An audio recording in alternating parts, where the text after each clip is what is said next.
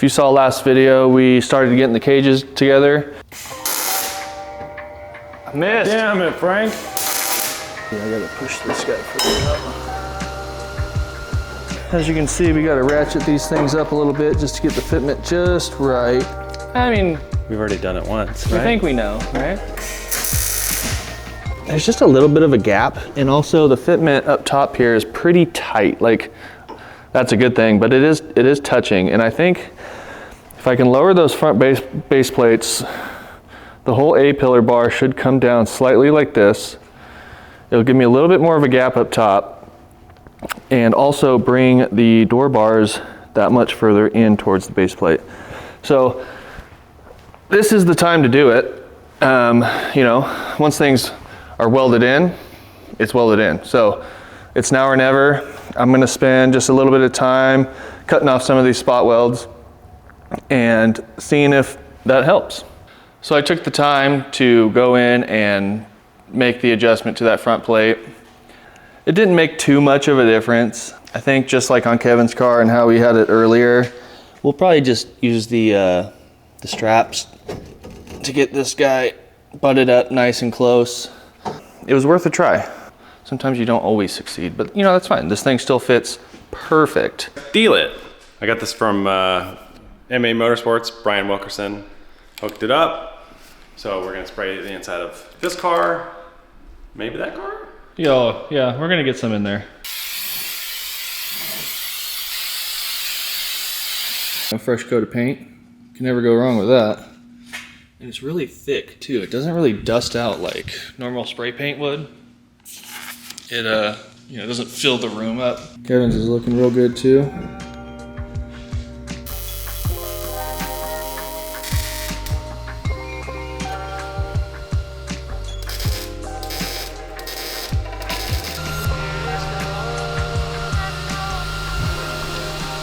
Kevin got to work and he started MIGging up all the base plates in my car as well as his car. And then over on Kevin's car, all this is welded up. This whole side is kind of one piece. Basically, this is 3 sections. So this side, that side over there, and then the hoop. It comes together really quick and it looks really good. I think we're gonna get the intrusion bars up forward with the kick plates, get those all squared away and welded in. Yeah, she's gonna be tight in there. I can't even see from this side. I'm gonna pull out all the tricks. All the tricks in the bag. The trick should have been putting them in a long time ago and then welding it just like we did this, but I didn't have that realization until we did Frank's, so. We're gonna do what we can. Yeah. I'm gonna pull out the mirrors. Oh.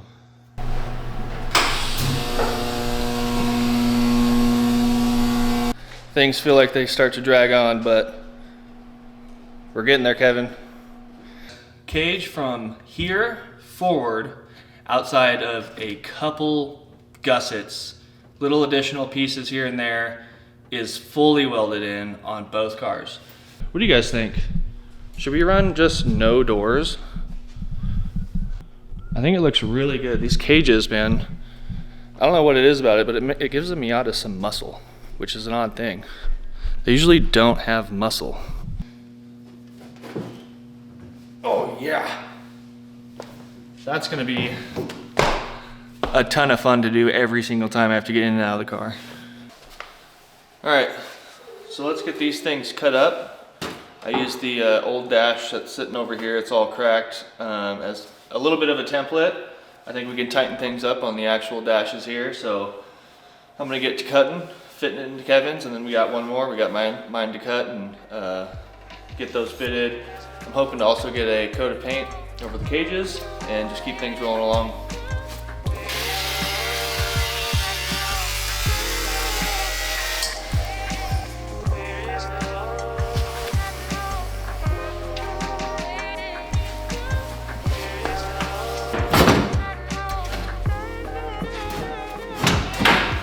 We're actually super close. Got just a tiny little bit more. I just need to take this upper edge, kind of just bring it up a little bit more. do a little bit more cutting, a little bit more trimming, fit these guys in. Well, that definitely took a little bit of trial and error, but we got the dash cut up. I've got 2 bolts in it right now. There's 4 more down here, but everything's lining up perfectly fine. I'm gonna wipe down the cages with acetone, get all the oils and everything off of them, and then I'm gonna do a first layer of some Steal-It over both cages. Let's do it.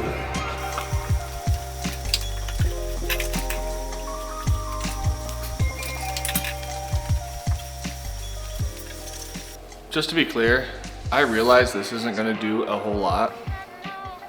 Here's to hoping.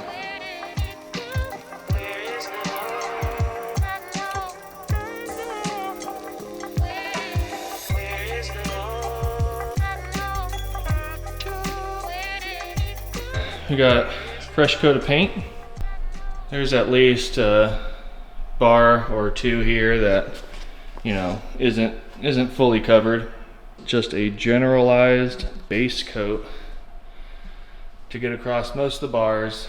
We will likely do another coat once everything is fully welded in.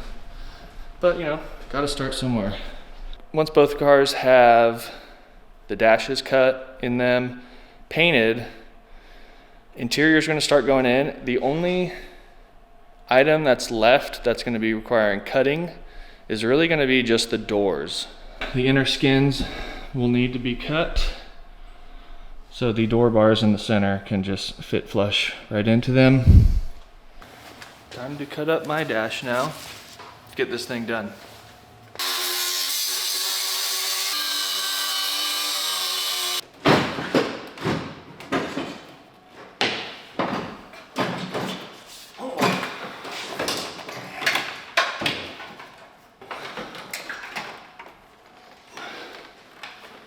Struggle bus. We have just a couple bars left to do. I've got the rear base plates, the rear diagonals, which are already welded as an assembly, and 4 gussets. And then this car is gonna be done, so by the end of today, I want all of that welded in. I'm gonna put a coat, a last coat of Steal-It over every place that I can. I brought some like some plastic wrap to cover up the windshield and stuff. And we'll leave that taped up overnight and let it dry as much as it can, because I'll be back tomorrow again. And basically at that point, we're fully going back together. I'm starting to plug things in, some of the harness back into the components. So we are on track. Back together we go. So let's get at it. I'm gonna grab the welder right now so I can tack those base plates in.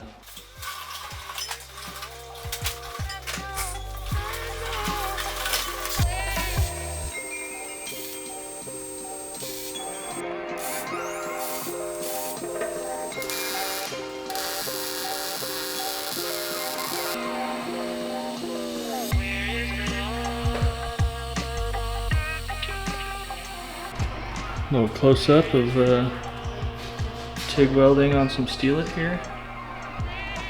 Not bad.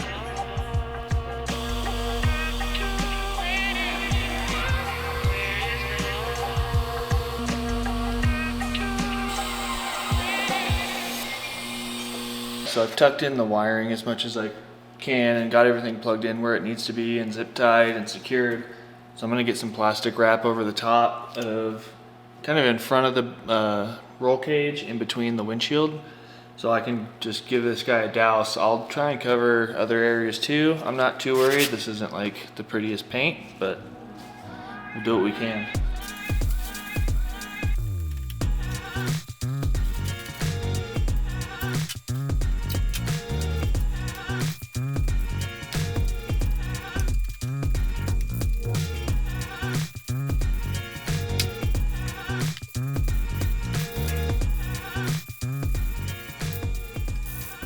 There you have it. We got one roll cage, fully welded, and nice fresh coat of paint on there. It's hard to tell just because it's that Steal-It stainless steel color, but everything has a nice fresh coat of paint on there and it's looking really good. We're gonna let this dry overnight, and then I can come back tomorrow when it is dry and then take off all the plastic wrap and get the Dash here, back in the car. I am so ready to be done. So let's get to it.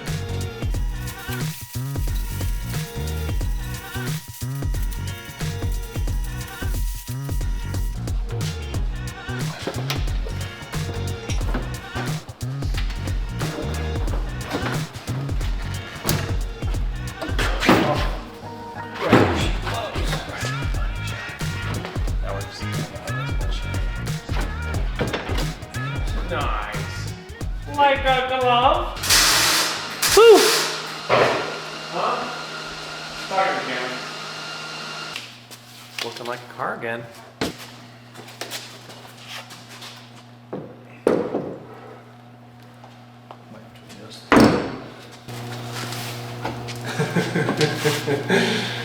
It's gonna be such a shit show getting in and out of this thing. Only because it's high off the ground right now.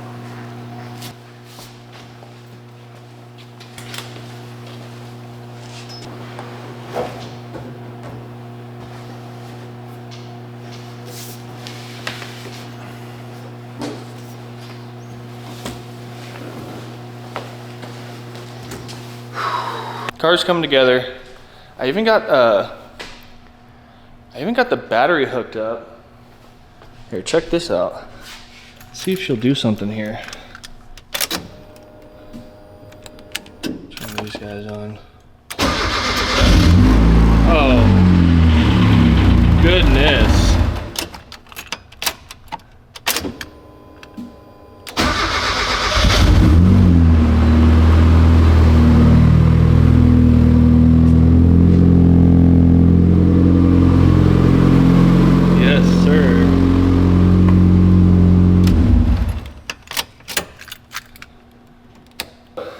I gotta get my doors right up here. We're gonna cut the inside skins off, get the inner door panels off, and get them trimmed for the car. Only got a few hours today, so let's see what we can get done. This boy is actually quite heavy. So let's see what we can do here to shed a little weight. I forgot that I've completely covered this thing in sound deadening material. Back when I didn't think it was going to be a race car, there was a time when I did not expect this build to get as far as it did, but here we are. Things always grow and grow and progress, and we are moving away from street car and venturing into race car territory. It's kind of just the way things go, right? This car, I'm sure I'll talk about it in the full build series, but I bought it wrecked. I bought it not a perfect shell. The whole front end was crashed in and the hood was held on by one huge zip tie, and it was actually folded out because it had come over the windshield at some point before I had it.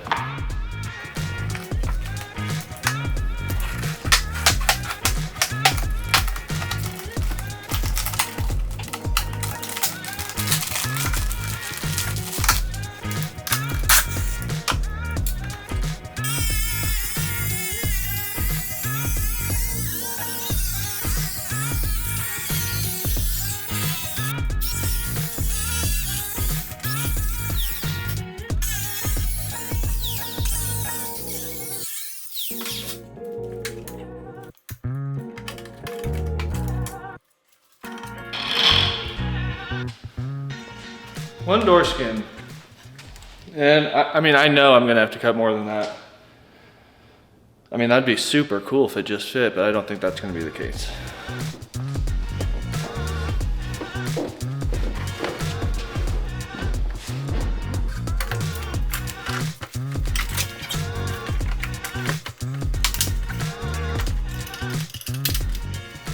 Got this guy trimmed up.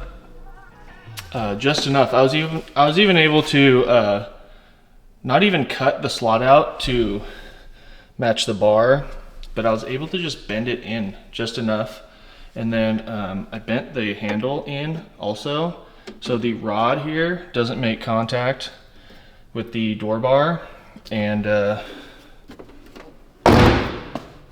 she fits well. So the last thing I'm gonna do, I may just start cutting the other door because I want to get that done with, but I'm just gonna come across here with a flappy disc and sand all the sharp edges and little bits off of there, but she is done. No more power windows, and well, you get the idea. One down, one still to go. Other than that, man, I might just start fixing the control arm that Kevin broke and get this thing on the ground, and next weekend get the trailer out and tow it home, get an alignment done. She's ready to rip. Got both doors all the way tucked in. This guy here, looking nice. Not making any contact. I even was able to retain the upper pad. I went also ahead, got a little ahead of myself, but I figured why not replace the bent components. I had the upper control arm, just this end mount that was bent, as well as the through bolt for the lower control arm to the knuckle. Kevin tapped the wall, which is kind of nice. Well, I mean, he tapped the wall, that's not necessarily nice, but if you see here, but she's got a decent little bend in her, right here. So that gave way, as well as this guy. He got a little bent up there. But the fact that these two took the brunt of the hit and didn't bend the actual control arms, upper or rear, or the knuckle or anything, is actually a good thing. You've got a couple weak points that will take the grunt of the hit. Replace those cheap parts, and then you're back on the roads. You can just barely see that cage. I mean, you've got to dip your head in the car just to tell that this thing is fully caged in here. I mean, that's sick. All right, I'm just gonna button up a few things. I've cut up these little pieces of square tubing, and these are gonna be what is gonna mount the front section of my hardtop down. I'm gonna use this bolt hole. I'm gonna chop this guy down so it is welded to the cage, and I will have one bolt that goes straight through it, and that is gonna secure the front side of the hardtop to the roll cage. I think I might put a washer on the top side in between the hardtop and this bracket, so there's a small gap, and then when I take and it's finally welded in, the bolt will have that little gap to essentially cinch the hardtop down on top of the car, or the seal, as best as it can. That should hopefully keep all the wind noise out when I'm going down the highway.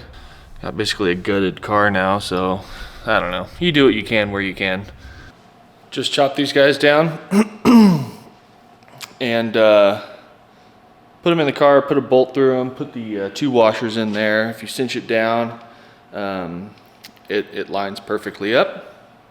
But wouldn't you know it, probably need some welding gas to get these things to actually get on there. The wiring that took me all freaking day.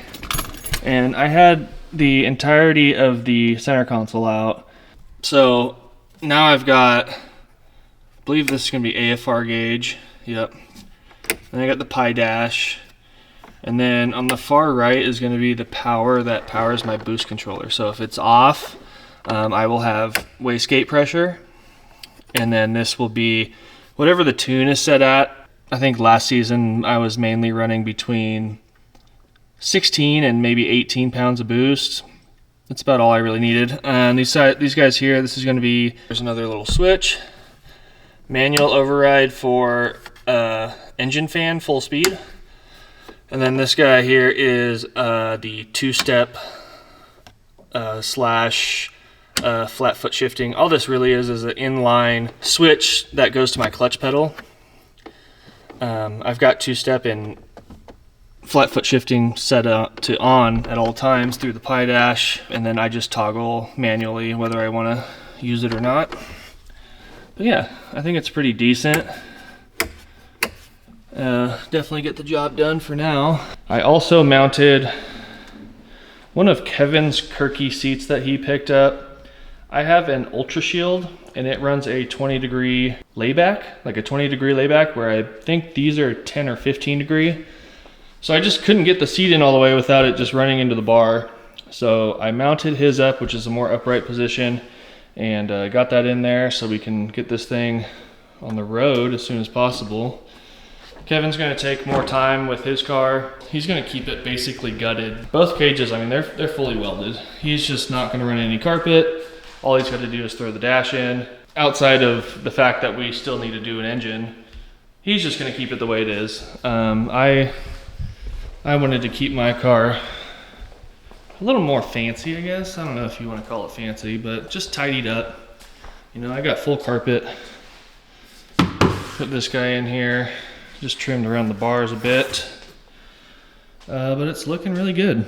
I honestly feel like this is a full wrap on the Cage Kits episode. At this point, I mean, I'm just doing minor little bits and pieces here that if you were doing this at home, you may or may not even do. Finally, this took 2 months, getting welding and grinding and figuring out how it all fits. But yeah, 2-month project on the weekends. Done and dusted. That's going to be a wrap for the Cage Kits episode 2. Thank God. Thanks for watching along. I really want to get this thing out there and on the track. I am super pumped. Now, you know, this is like one of those items where now that it's in there, now I have a race car. We all know getting in and out of this thing, I'm going to not be driving it on the street nearly as much as I used to. But thanks for sticking around. We'll see you next time. Peace.